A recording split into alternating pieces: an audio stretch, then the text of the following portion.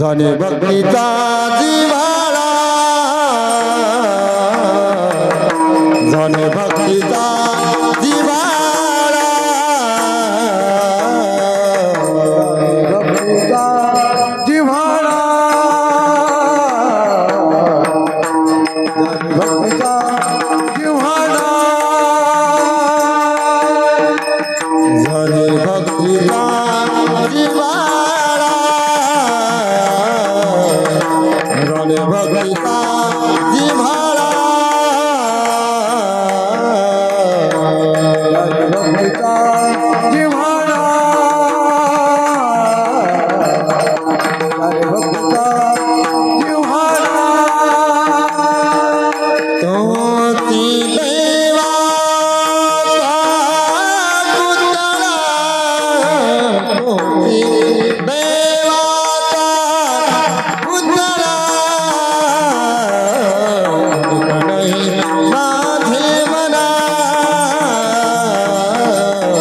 कणई माझे मना तोची देवाचा पुतळा तोची देवाचा पुतळा कणई माझे मना कणई माझे मना भक्तीचा जिव्हाळा झाले भक्तीचा जिव्हाळा झाले भक्तीचा जिव्हाळा जिव्हाळा झाले भक्तीचा जिव्हाळा झाले भक्तीचा जिव्हाळा होती दैवाचा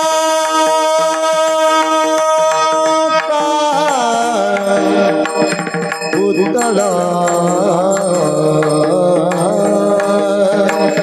पुतळा पुतळा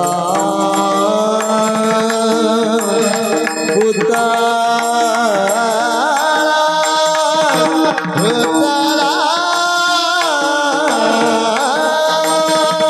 तोची देवाचा पुतळा तोची देवाचा पुतळा कणई माझे मना कणई माझे मना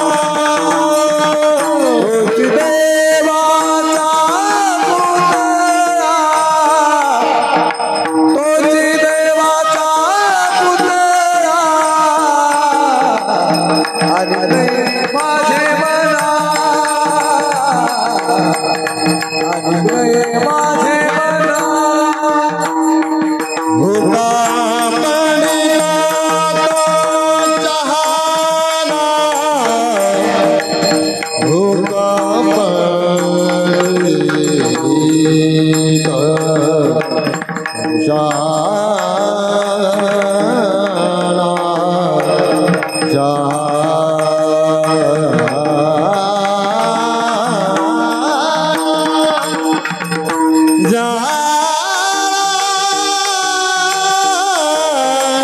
होगा बंदिता तो जहाना होगा बंदिता जहाना होगा बंदिता होगा होगा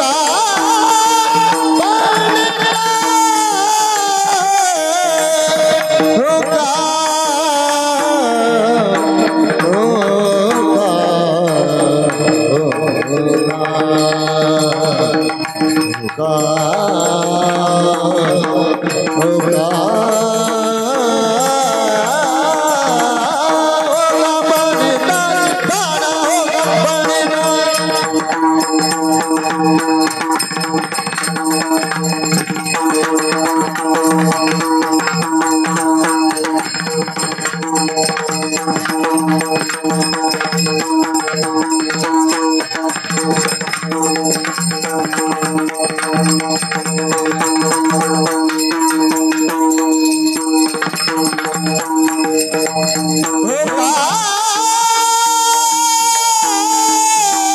Oh,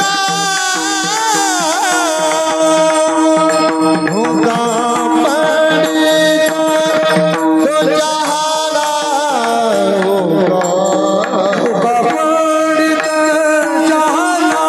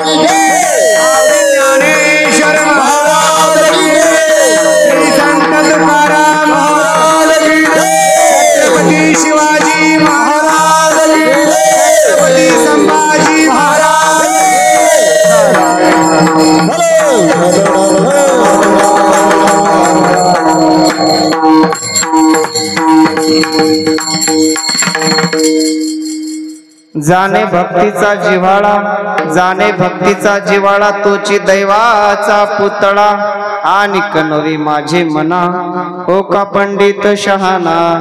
नामरूपी जडले चित्त, नामरूपी जडले चित्त, त्याचा दास मी अंकित आणि कोणोही माझे मना, हो का पंडित शहाणा.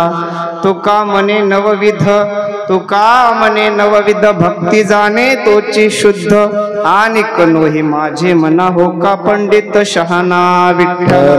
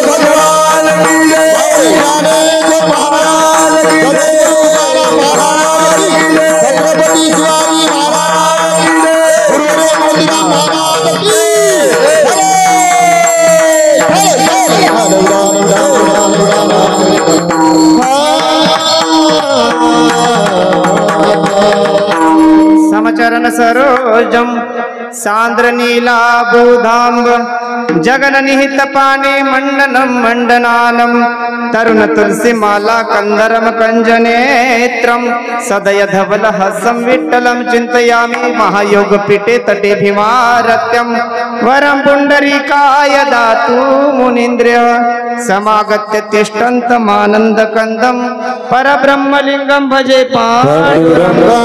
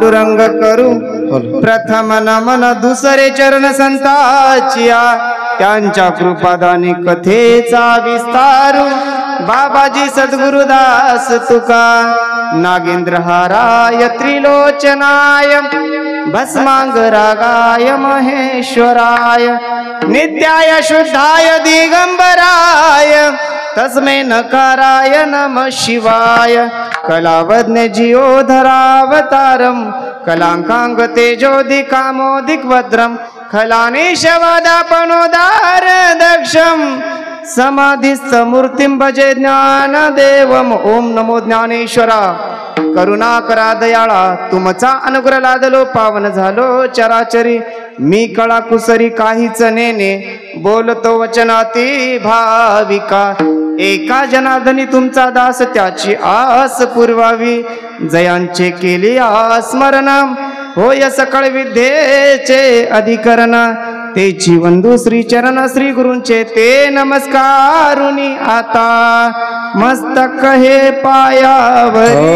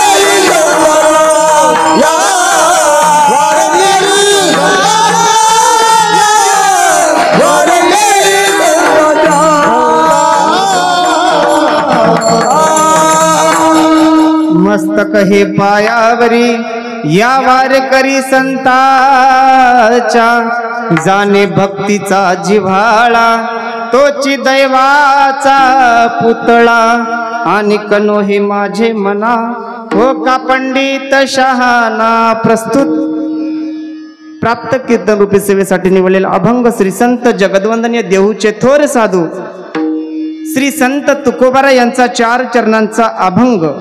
या अभंगाद्वारे तुकोबारा देवाच्या आवडीचं व्हायचं असेल किंवा जिव्हाळ्याचं व्हायचं असेल तर कशी भक्ती करायला पाहिजे स्पष्ट वर्णन करतात। विठ्ठल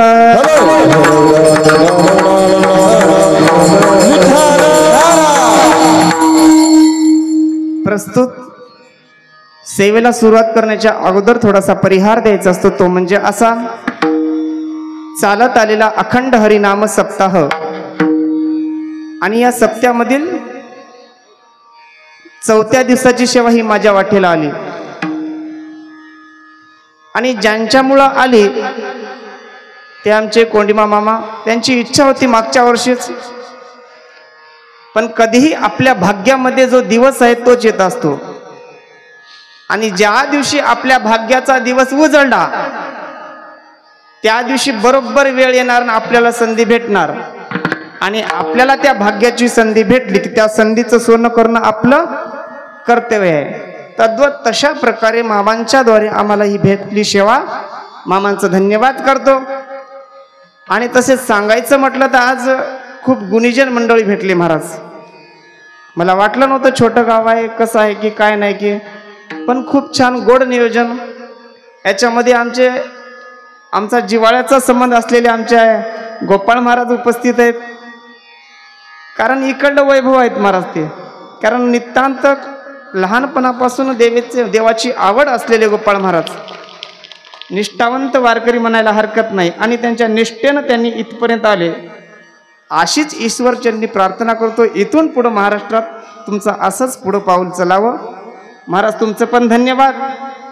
आणि खरं सांगायचं म्हणजे तुमच्या गावाचं वैभव असलेले भागवताचार्य, कारण ज्या दिवशी आपल्या गावातून आपण सेवा करायला सुरुवात करतो त्या दिवशी नक्कीच यशाची पायरी गाठल्याशिवाय राहत नाही महाराज। महाराज म्हणून तुमचं पण धन्यवाद।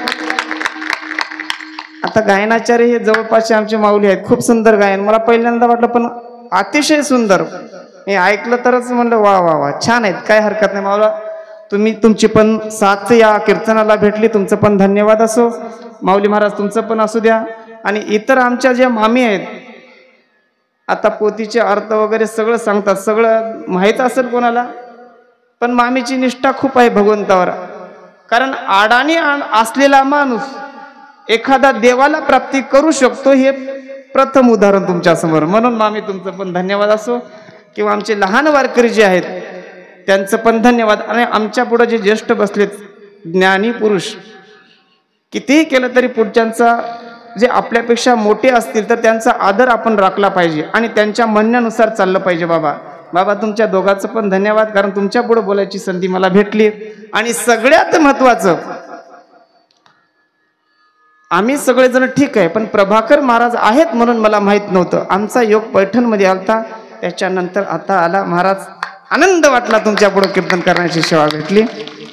आणि जाणे भक्तीचा म्हणजे अभंगच आपला आहे, ज्यानं भक्ती जाणली ते कुठूनही कुठपर्यंत येतं. आणि आमचे निष्ठावंत वारकरी हरिभक्त पारायण राजू महाराज कोटी तीर्थकर आणि त्यांचे साथीदार आमचे निष्ठावंत वारकरी दोघं पण इथं उपस्थित आहेत महाराज.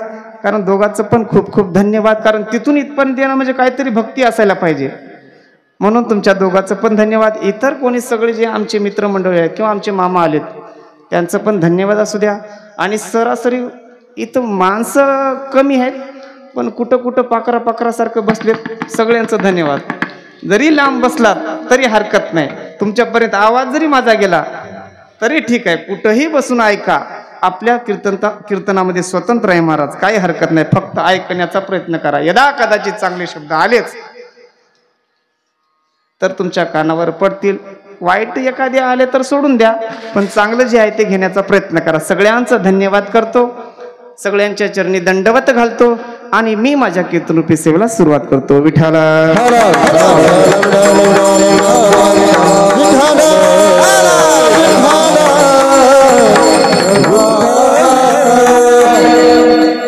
आजचा विषय आहे भक्तीचा महाराज. ज्यात तुकोबारायांनी सांगितलं की भक्ती करायची कशी, का केली पाहिजे किंवा कशासाठी केली पाहिजे.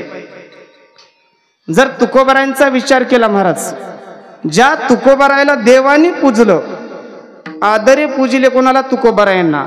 16,000 देवाच्या बायकांनी तुकोबारायांना पूजलं, ते तुकोबाराय. त्यांच्या जर कुळाचा विचार केला, अखंड कुळापासून सेवा तुकोबाराय पण चालत आली महाराज.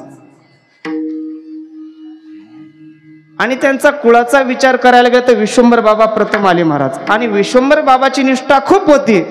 त्यांच्यानंतर मुकुंद आणि हरी आले, हरीचे पुढे आले महाराज. विठोबा पदाजी शंकर कन्हैया, नंतर होलोबाराय. मग होलोबारायापर्यंत भक्ती आल्यानंतर अखंड चिंतन देवाचं, सतत वारी करायची पंढरपूरची, पांडुरंगाच्या सतत वारीला जायचे.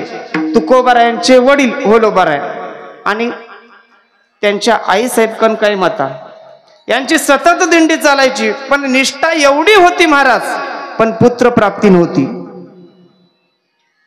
काय करावं, कोण्याही आईला वाटतं एखाद्या नामाची गोडी जर व्हायची असेल तर नाम अगोदर कळालं पाहिजे, त्याच्याबद्दल भाव कळायला पाहिजे. एखाद्या मुलाचं प्रेम जर आपल्याला बघायचं असेल तर मुलगा आपल्या पदरात पडला पाहिजे महाराज, तर आपल्याला दुसऱ्याचं प्रेम दाखवता येत नाही.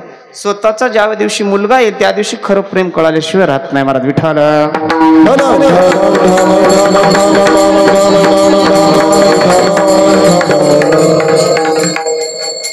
मग आपण जर विचार केला होलोबारायांचा, अखंड चिंतन देवाचं पण देवाला मागल्या गेलं आणि त्यामुळं तुकोबारायांचा जन्म झाला.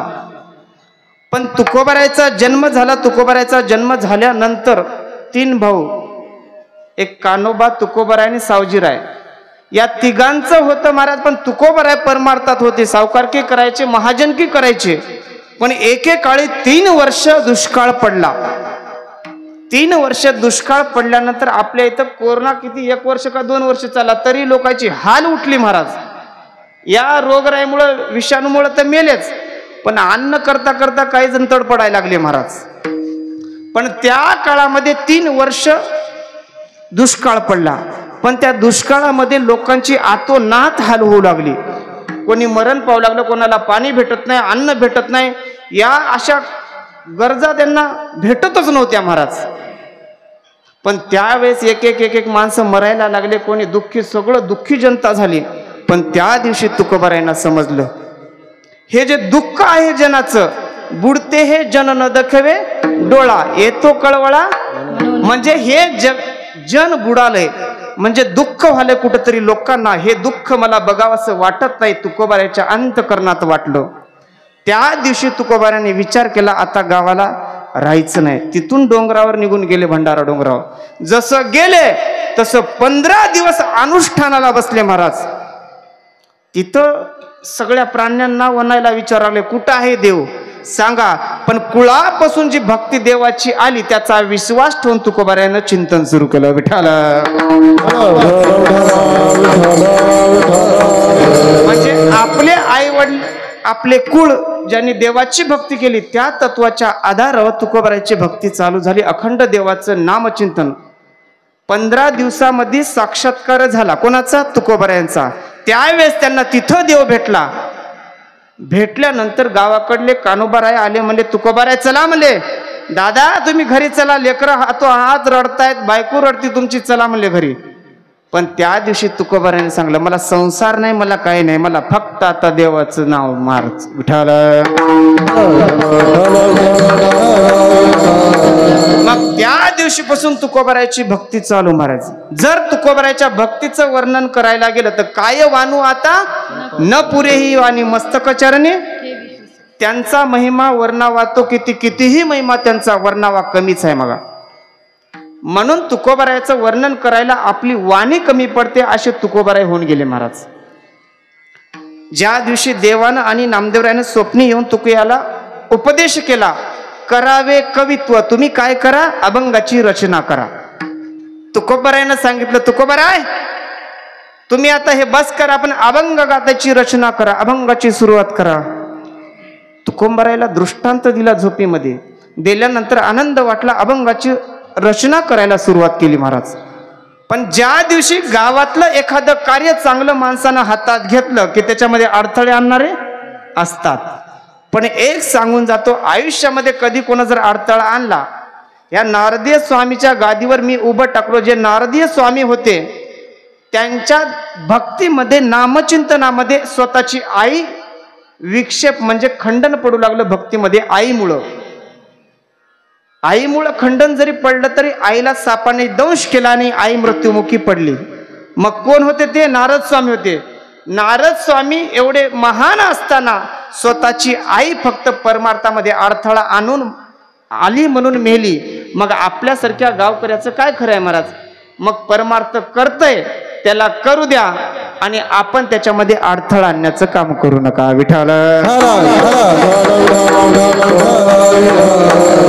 म्हणजे आपल्याच्यानं परमार्थ होत नाही, करू नका, हरकत नाही. पण जे कर्तनिष्ठेनं त्याच्या मात्र आड जाऊ नका. त्या नारद स्वामीची आई मेली, मग आपण जर आड वगैरे तर आपला कार्यक्रम व्हायला वेळ लागणार नाही महाराज. तुका म्हणे सत्य तुका म्हणे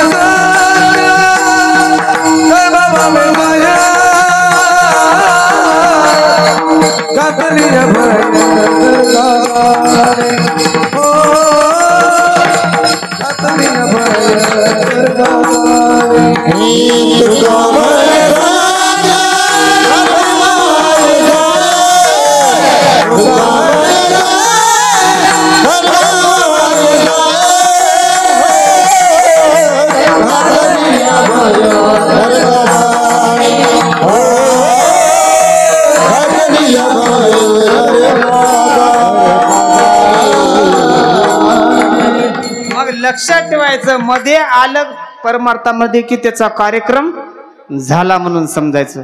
मग ते तुकोबारायांची अभंग रचना सुरू झाली. अभंग गातेला सुरुवात केली. तुकोबाराय मराठीमध्ये अभंगाची रचना करू लागले.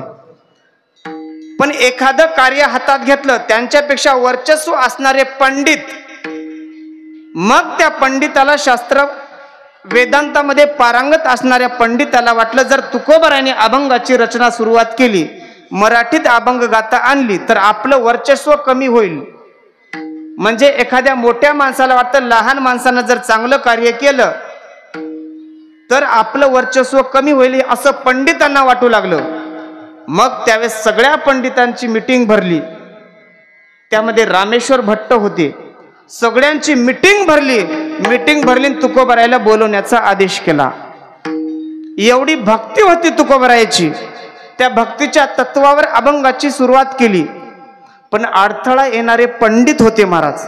तुकोबारायला समोर उभं केलं, प्रश्न केला, काय म्हणले तुकोबाराय, तुम्हाला कोणी अधिकार दिला अभंगाची रचना करायला? तुकोबारायचं अंतकरण सरळ, जैशी वारियाची धाव तैसा सरळ भाव, शंका आणि हाव नाही तया ठाया. म्हणजे कितीही तुम्ही बोला, तुकोबारायचा सरळ उत्तर असायचं महाराज. तुकोबारायांनी बोललं, सकळाशी येते आहे अधिकार, सगळ्यांना अधिकार दिलाय, सगळ्यांना स्वातंत्र्य दिलंय, आपण कसंही वागा. बरोबर, कसंही वागा म्हणजे कसंही वागायचा अधिकार दिला नाही महाराज. समाजामध्ये वागत असताना योग्यरित्या वागलं पाहिजे.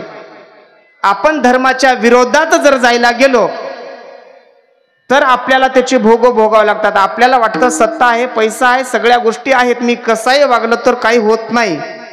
पण ज्या ज्या दिवशी धर्माच्या विरोधात, शास्त्राच्या विरोधात तुम्ही जायला जाल त्या दिवशी तुमच्या आयुष्याची दुःख सुरू झाल्याशिवाय राहत नाहीत महाराज. विठाला महाभारताचा विचार केला, धर्माला धरून राहिलेले पांडव आणि धर्माला सोडून राहिलेले धृतराष्ट्र. शेवटी होरपळून मरावं लागलं धृतराष्ट्राला. का तर धर्माचं आचरण केलं नाही म्हणून. देवानी गीता मुखोद्गत सांगितली अर्जुनाला, कारण अर्जुनाचं होतं, पण धृतराष्ट्राला संजयाच्या मुखानं ऐकण्यात आली तर आली, पण आयुष्यामध्ये एकाही ओवीचा, एकाही श्लोकाचं आचरण केलं नाही, धर्माचं आचरण केलं नाही, म्हणून होरपळून मरावं लागलं. कोणाला? धृतराष्ट्राला. मग आपल्याला स्वातंत्र्य दिले म्हणजे कसंही वागा असं म्हणत नाही मी.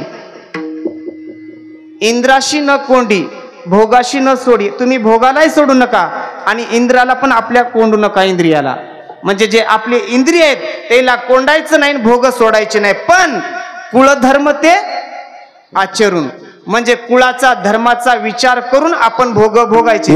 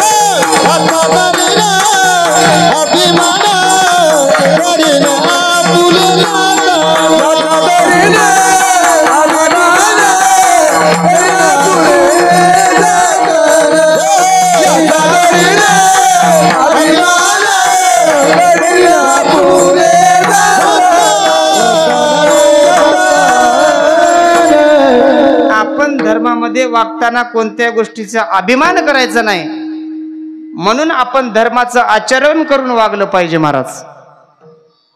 पण ते आपल्याला कळत नाही. आयुष्यामध्ये सार काय आणि आसार काय कळत नाही, जगायचं कसं हे मार्ग कळत नाही, पण वाईट मार्ग सगळ्यात जास्त लवकर दिसते महाराज. तसं धर्माला धरून राहा. तुकोबारायाने सांगितलं, सकळाशी येते आहे अधिकार, सगळ्यांना अधिकार आहे ज्याचं त्याचं मन मांडायचं, पण मला ते सोडा. मला देवानं येऊन सांगितलंय करावे कवित्व. अहो माझं तर सोडा, रामेश्वर भट, मला देवाने उपदेश दिलाय, सांगितलंय तुम्ही कवित्व करा म्हणून. आता पंडित इयान माळ देवाचं नामचिंतन भजन काकडा येऊन करणारे महाराज जर एखादा नवीन आला माझ्यासारखा आणि मला देवाने उपदेश दिला तर तुम्हाला खरं वाटेल का? अजिबात नाही. त्या दिवशी तुम्ही म्हणणार, अरे अख्खं आयुष्य गेलं माझं भजन करण्यामध्ये, मला कधी देव स्वप्नात आले नाही, तुला आला काय? तसं पंडित शास्त्र म्हणजे रामेश्वर भट्ट म्हणायला लागले. काय म्हणले? अख्खं आयुष्य आमच्या वेदामध्ये शास्त्रामध्ये देवाच्या भक्तीमध्ये गेलं, पण आम्हाला कधी देव सापडला नाही. तुला कसा सापडला रे? तुला कसं सांगितलं कवित्व करायला? ओट म्हणले घे ते गातान बुडून टाक पाण्यामध्ये. एखादं कार्य हातामध्ये घेतलं, ते जर कळसाला गेलं आणि अडथळा आणणारा माणूस ते कळस जर मोडू लागलं तर अंतकरण दुखवल्याशिवाय राहत नाही. विठाल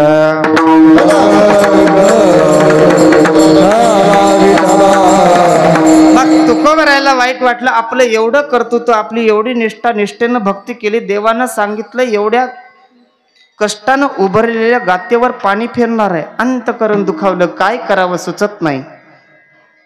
गाता घेतली, निघाले देहूच्या दिशेनं. जसे तुकोबराय देहू मध्ये आले, सगळ्या वारकऱ्यांना, सगळ्या निष्ठावंत वारकऱ्यांना समजली वार्ता. त्या पंडितांनी सांगितलं तुम्ही अभंगाची रचना करायची नाही, जे केले ते इंद्रायणीमध्ये बुडून टाकायचे.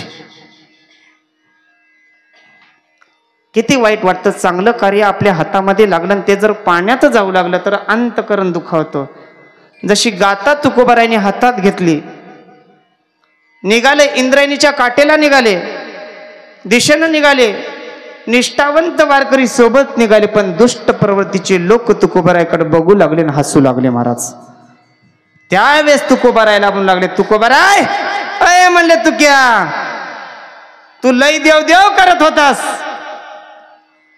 मग सांग म्हणले कुठं देव का कुठं तुझा संसार राहिला?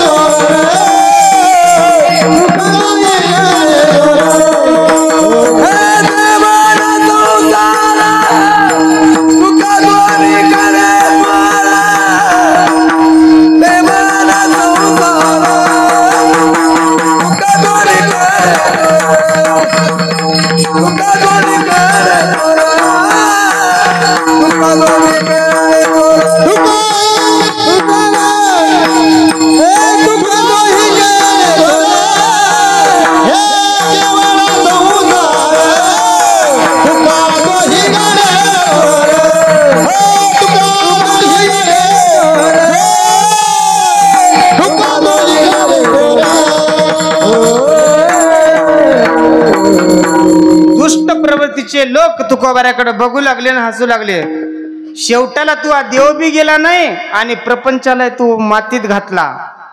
हसू लागले, दात काढू लागले. महाराज कोणाचंही दुःख बघितलं तर हसू नाही. सगळ्याला माहित नसेल पण मी एसटी मध्ये कंडक्टर आहे महाराज. कारण लाडक्या बहिणी सगळ्यात जास्त कुठं आहेत? एसटीत आहेत. एसटीनं प्रवास करता की नाही? अहो करताच म्हणा, आमचा हक्काच आहे म्हण करा, पण भांडणं केस लुचालुची करू नका. मग एसटी मध्ये बसल्यानंतर एखादा किंवा एखादी तुमचीच बहीण, तुम्ही सीटवर बसलात आणि तिने एखादी उभं टाकली तर तिच्याकडे बघायचं, ही ही ही ही ही दात जर काढले तर कसं होईल? आज ती दुःखी आहे, उभं टाकलेली आहे, आणि उद्या तुम्ही उभं टाकला तर तिनं बसून दात काढू लागल्या तुमच्याकडे, ही ही, मग कसं व्हावं? मग एखाद्याचं दुःख आहे म्हणून आपण हसायचं नाही, आणि एखाद्याचं सुख आहे म्हणून पण हसायचं नाही. सगळं समभावानं असलं पाहिजे. दुःखात पण आपण सामील झालं पाहिजे आणि दुःखात पण आपण सुखात पण त्याच्या आपण सामील झालं पाहिजे, तर ते फळाला जातं. नाही तर दुसऱ्याच्या पदरामध्ये सुख पाहिलं, आपल्या पदरात सुखच पडतं, आणि दुसऱ्याच्या पदरामध्ये दुःख जर बघायला गेलं तर आपल्या पदरामध्ये नक्कीच दुःख पडल्याशिवाय राहत नाही. महाराज विठाला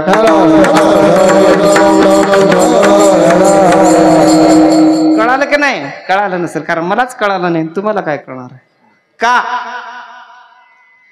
तुम्ही एखाद्याचं दुःख पाहिलं तर एखाद्याला आनंद होतो, पण त्याच जागी जर तुम्ही अंतःकरणातून विचार केला याच्या वाटेला असं दुःख यायला नाही पाहिजे, नक्कीच तुमच्या आयुष्यामध्ये सुख आल्याशिवाय राहत नाही, हे मला सांगायचं होतं. ज्या दिवशी तुम्ही विचार करताल की दुसऱ्या जे जे भेटे भूत ते ते मानिजे भगवंत, आपण पुढच्या माणसाला देव रूप समजलं आणि त्याच्या आयुष्यामध्ये चांगले दिवस येतात, एवढं जरी आयुष्यात अंतःकरणामध्ये विचार केला, नक्कीच आपल्या पदरामध्ये चांगलं आयुष्य पडल्याशिवाय राहत नाही. विठाल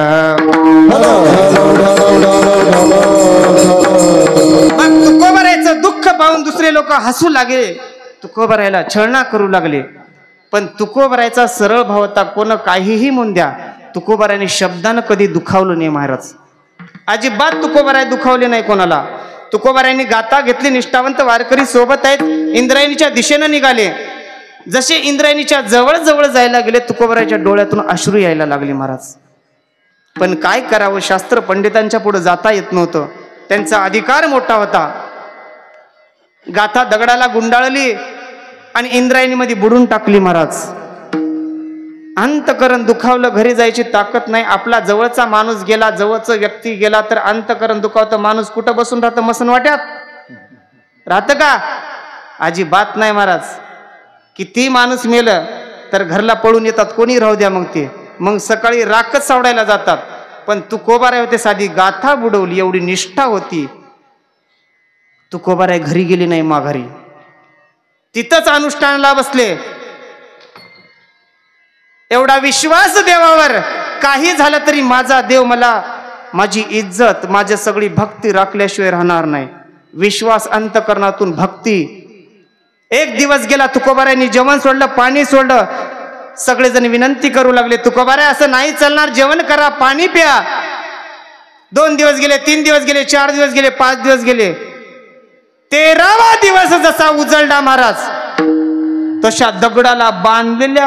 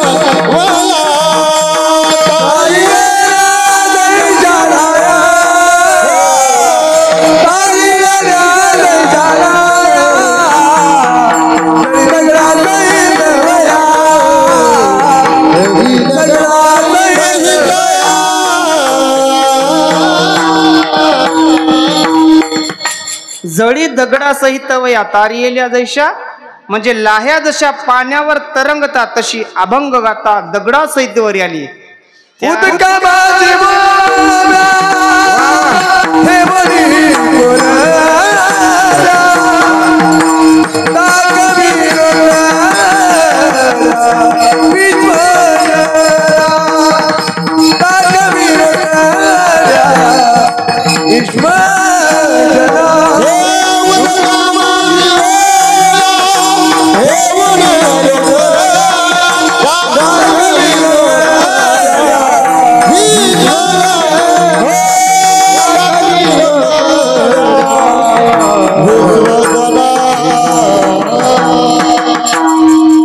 खाली पाण्यात जरी असल्या तरी देवानं रक्षण केल्या, इंद्रायणीनं रक्षण केल्या.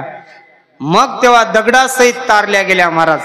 तेव्हा तुकोबारायचं जेव्हा एखादं कार्य सिद्धीला जातं, त्यावेळेस माणसाच्या डोळ्यातून अश्रू जास्त येतात महाराज, आनंदाचे. तुकोबारायच्या डोळ्यात अश्रू आनंदाचे मावना गेले. पण दुष्ट प्रवृत्तीचे लोक जे बघत होते त्यांना वाटलं चमत्कार झाला. पण जर दुष्टांना कधीही काही समजूत घालायची असेल तर असे साधू संतांकडून चमत्कार झाल्याशिवाय राहत नाहीत. विठ्ठल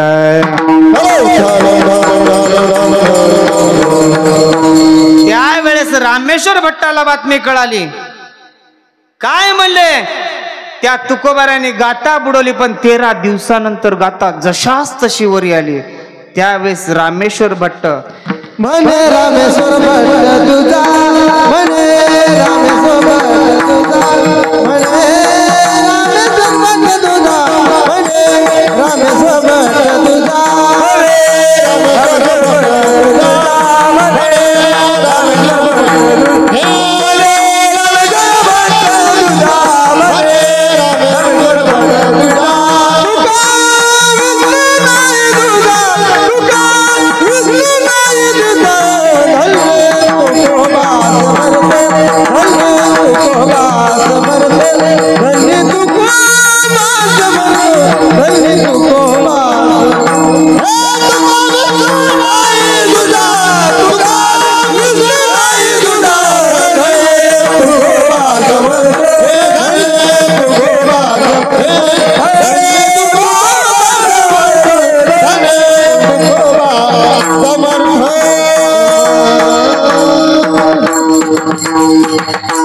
त्यावेळेस रामेश्वर भट्टाला वाटलं तुकोबाराय साधे सुधे पुरुष नाहीत. जसं माणूस तुकोबाराय दिसायचे, माणसासारखे प्रत्यक्ष रूप दिसायचं, पण समुद्र नदी नव्हे पैगा पाषाण म्हणू नये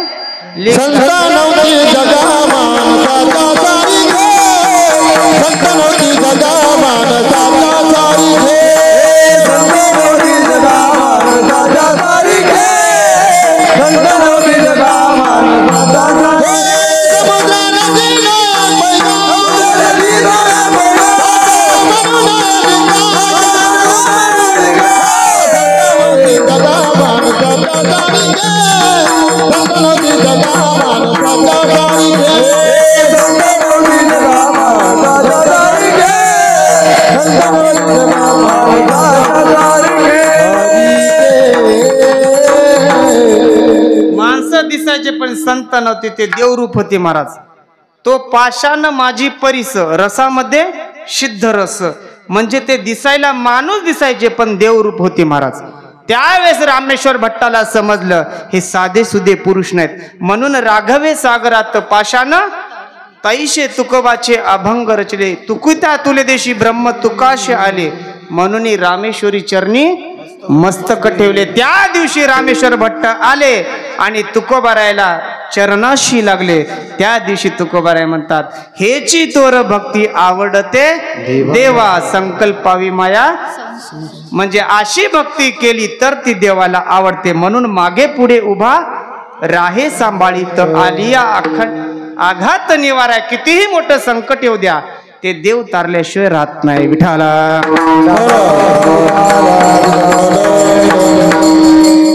मग तुकोबारायांची ही भक्ती होती. भक्तीची ती ऐशी जाती सर्वस्वाशी मुखावे, सर्वस्वाशी मुखावे त्याने हरीशी जिंकावे. महाराज आपण सगळ्या गोष्टीनं मुकलेले तुकोबारायांनी देवाला जिंकलं. ही तुकोबारायांची भक्ती होती. पण आजकालची आपली भक्ती जर बघायला गेलं, आपला परमार्थ बघायला गेला, तर आपण पहिल्या गोष्टीला विषयामध्ये गुंतलेलो राहतो. महाराज विषयासाठी काही भक्ती राहते. हरिपाठापुरतं याच टन टन टन टन टाळ वाजवायचा, फुगड्या खेळायच्या, एकदा गेलं की दुसऱ्या दिवशीच हरिपाठाला इथं यायचं. म्हणजे संसाराचा विषय अखंड अंतःकरणात, पण दाखवायला मी भक्ती करतो. यायचं हरिपाठ करायचा आणि दिवसभर तिकडच बोंबलायचं. पण भक्ती अशी नाही.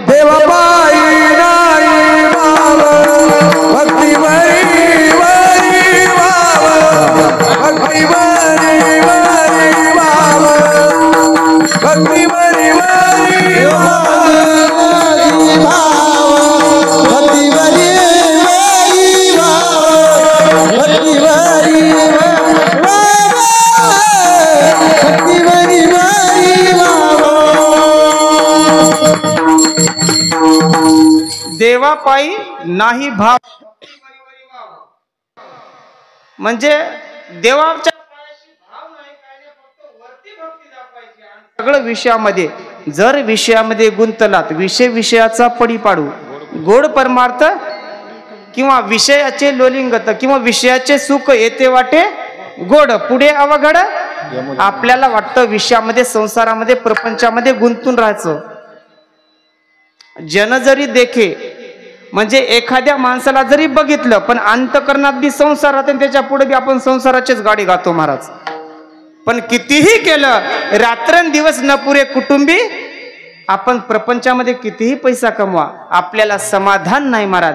मग ते समाधान नाही पण या प्रपंचाच्या कामामुळं आपण देवापासून अलिप्त राहतो. आपल्याला देवापाशी जायला वेळ राहत नाही. विठाला म्हणजे आपण विषयासाठी परमार्थ करत असतो महाराज काही वेळेस. पण पुढे जाऊन सांगायचं म्हटलं काही वेळेस धनप्राप्तीसाठी परमार्थ करतात. म्हणजे देवाचं नाव दाखवायचं आणि पैसा कमवायचा. धनप्राप्ती सगळ्याला वाटतं धन राहावं पण ज्या दिवशी आपल्यापाशी धन आलं ते सांभाळून ठेवण्यापेक्षा जमा करण्यापेक्षा त्या धनाला काहीतरी कामाला लावा. म्हणजे व्याजानं देऊ नका त्याला कामाला लावा. म्हणजे काहीतरी दान करा. एवढं नाहीच झालं तरी समाजामध्ये धर्मासाठी काहीतरी कामाला लावा. विठाल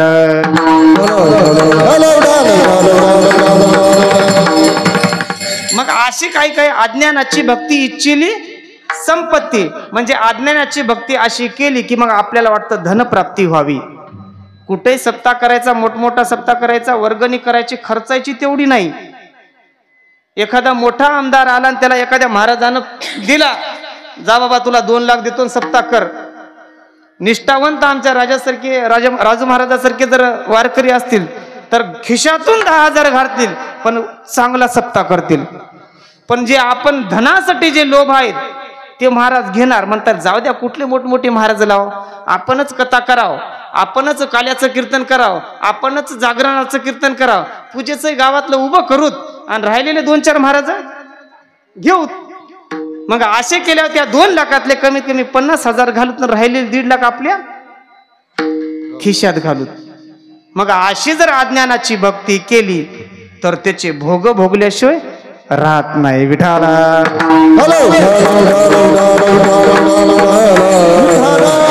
म्हणजे निष्ठेनं भक्ती करतय ते धनाच्या माग पळत नाही महाराज. आपल्या खिशातून जरी पैसा गेला तरी ते भक्ती आपल्या कर्तृत्वानं आपल्या मेहनतीनं करत राहते आणि कधीही तशी भक्ती केली की ती फळाला गेल्याशिवाय राहत नाही. विठाला आता इतर सोडा धनाची प्राप्ती प्रत्येकाला वाटतं धन धन धन आयुष्यभर धन करतं. पण पुढचा विचार करा काही परमार्थामध्ये असे लोक आहेत मला दांभिकरित्या भक्ती करतात. काय करतात दांभिक म्हणजे दंबे करू भक्ती सोंग दावी जना अंतरी भावना कळीची ना. म्हणजे एखाद्या माणसानं पांढरे शिपट कपडे घातले 10-12 माळी घातल्या गळ्यात मस्त अष्टंगद लावला म्हणजे आपल्याला वाटते वा वरी भगवा झाला नामे अंतर्वत केला नामे त्यासी म्हणू नये साधू वरी विठमना बाधो वरी भगवा झाला नामे अंतर्वत केला नामे त्याला म्हणू नये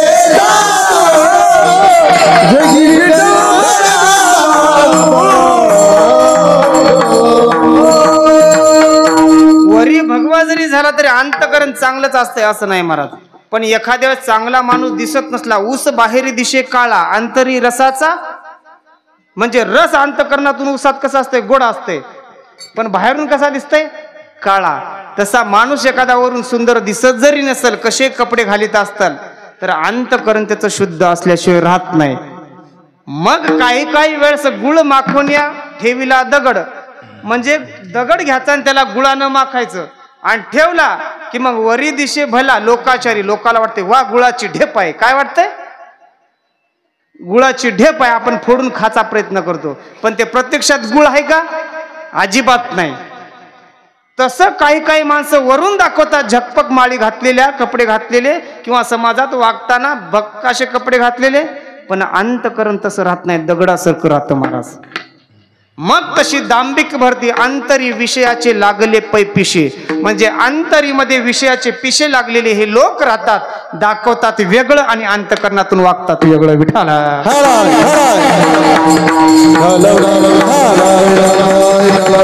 पण अशी भक्ती केली, आपल्याला वाटतं लोकाला काय दिसाले सगळ्या गोष्टी माझ्यापाशी आहेत, पण दिवसा बघितलं तर सूर्यनारायण बघत असतो, संध्याकाळी जरी असताल तुम्हाला वाटतं कोणी बघत नाही, आपण काहीही करा, पण ज्या दिवशी आपण वाईट पाऊल टाकायला गेलो त्या दिवशी विस्तू पोळ्याल्याशिवाय राहत नाही महाराज. आपल्याला जर एखादं अज्ञात गोष्टी आहेत त्यावेळेस ठीक आहे, पण ज्या दिवशी आपल्याला समजलं की पुढचा पाऊल टाकतोय आपण पण इस्त्यावर पडतोय, तरी आपण पाऊल टाकायचा प्रयत्न केला की विस्तू पोळाल्याशिवाय राहत नाही. काही हरकत नाही, माहित नाही तुम्हाला पुढचं चुकीचं आहे, पण ज्या दिवशी समजलं की पुढची गोष्ट वाईट आहे, चुकीची आहे, त्या दिवशी तरी तिथून पुढे, आता तरी पुढे, मग त्या दिवशी तरी पुढे आपल्या आयुष्याचं सार्थक करायला विसरू नका. विठ्ठल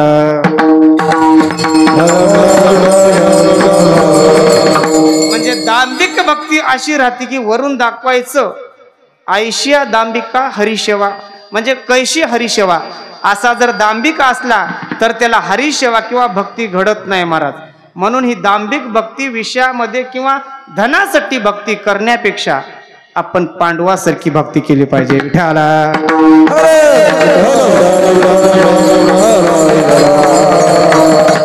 आता महाभारतातल्या पांडवांचं उदाहरण घेतलं तर आपल्या आयुष्यामधील बघा, आता प्रत्येकाची भक्ती असते, लक्ष देऊ नये का, प्रत्येकाची भक्ती असते. कोणी आयुष्याच्या 50 वर्षापर्यंत भक्ती केली असेल, कोणी 10 वर्षापासून करत असेल, कोणी 5 वर्षापासून करत असेल, पण 50 वर्षापासून भक्ती करणाऱ्या आयुष्यात त्या माणसाच्या दुःख आलं, खूप दुःख आलं की त्याच्या घरचे काय म्हणतात, आम्ही एवढं देवदेव केलं. एखाद्या माऊलीचा जर तडका बघितला, मी एवढं देवदेव केलं, इळान माळ, देवाची माळ घातली, देवाचं भजन केलं, पण मग लेकरू मा वंशाचा दिवा राहिला नाही, त्या दिवशी देव सांदीला टाकून देतात. मला सांगा, तुमच्या प्रारब्धातच ते असेल तर देवाचा काय संबंध आहे? तुमची भक्तीच तुम्ही सोडू नका ना. अंतकरणातून तुम्ही भक्ती करता, तुमच्या आयुष्यात दुःख आलंच, समजून जायचं आपल्या कर्माचे भोग आहेत. एवढं नाहीच झालं तर समजून जायचं आपल्या प्रारब्धामधले भोग आलेत आणि ते फेडायचे आणि पुढं चलायचं. विठाला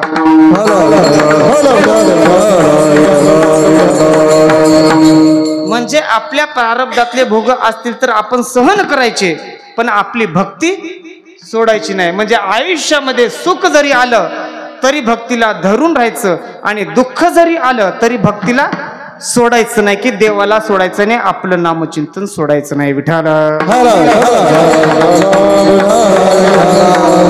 मग हे आपलं सोडा. आपल्याला वाटतं मी एवढं होईल का, आपल्याच्यानं होईल का, दुःख झालं तर नाही. सुखामध्ये देव आठवतो अजिबात नाही, पण दुःखामध्ये देव आठवल्याशिवाय राहत नाही. पण ते पाहते पांडव अखंड परी त्या देवाशी आठवित, म्हणजे कितीही संकट आलं तरी देवाला त्यांनी आठवलं, आणि सुख जरी शेवटी आलं तरी देवाला काय म्हणले, आमच्या सोबत राहा. म्हणजे सुखात पण देवाला आठवलं आणि दुःखात पण देवाला आठवलं. म्हणून अखंड देव कोणासोबत होते? पांडवांसोबत. विठाला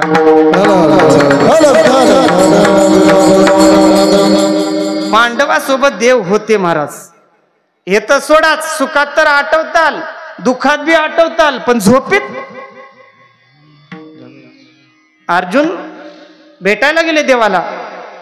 दुपारचा काळ होता, कधीही आपल्या घरी जर सोयरा धैर्य आला तर कमीत कमी चहा पाणी पाजवलं पाहिजे किंवा जेवू घातलं पाहिजे, आणि एवढं नाहीच झालं तर कमीत कमी चहा पाण्याचा तरी सोय केली पाहिजे. नवरा उगच फिरणार फिरणार फिरणार, बायकोला बोंबलून बोंबलून बायकोनं चहा नाही केला की मग हे जे सोयरा आला त्याचा अपमान आहे.